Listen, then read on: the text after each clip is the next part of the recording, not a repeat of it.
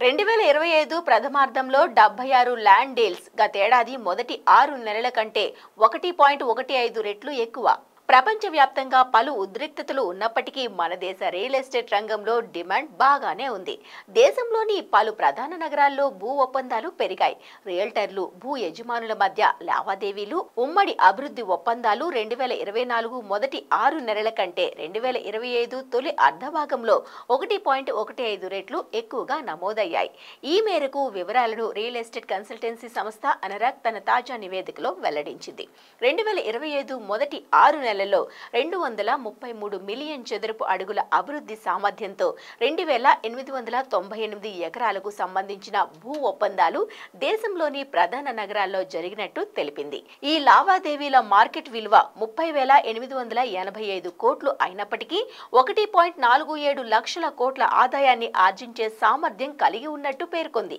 మొత్తం 76 భూ ఒప్పందాలు జరగ్గా అందులో ఎక్కువ భాగం గృహ నిర్మాణం, వాణిజ్య, మిశ్రమ వినియోగ ప్రాజెక్టుల అభివృద్ధికి సంబంధించినవే ఉన్నాయి.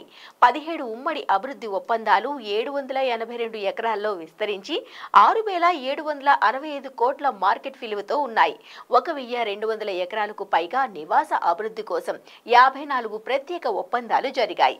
ఇందులో అపార్ట్మెంట్లు, విల్లాలు, ప్లాటెడ్ డెవలప్మెంట్, టౌన్షిప్ ప్రాజెక్టులు ఉన్నాయి. మిశ్రమ వినియోగ అభివృద్ధి కింద 1,034 ఎకరాలకు సంబంధించి 6 ఒప్పందాలు జరిగాయి. పారిశ్రామిక లాజిస్టిక్ పార్క్ అభివృద్ధి కోసం 537 ఎకరాలకు సంబంధించిన 3 ప్రత్యేక ఒప్పందాలు నమోదయ్యాయి. 48.41 ఎకరాల్లో వాణిజ్య ప్రాజెక్టుల కోసం ఒప్పందాలు జరిగాయి.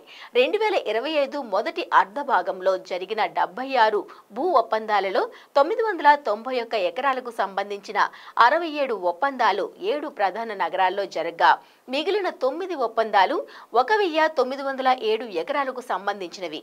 ఇవి టైర్ 2, టైర్ 3 నగరాలైన అహ్మదాబాద్, అమృత్సర్, కోయంబత్తూర్, ఇండోర్ మరియు మైసూరులో జరిగాయి. నగరాల వారీగా చూస్తే ముంబై మెట్రోపాలిటన్ ప్రాంతంలో 433 ఎకరాలకు గరిష్టంగా 24 భూ ఒప్పందాలు జరగ్గా బెంగళూరులో 182 ఎకరాలకు 15 భూ ఒప్పందాలు జరిగాయి. పూణేలో 233 ఎకరాలకు సంబంధించిన 13 ఒప్పందాలు నమోదయ్యాయి.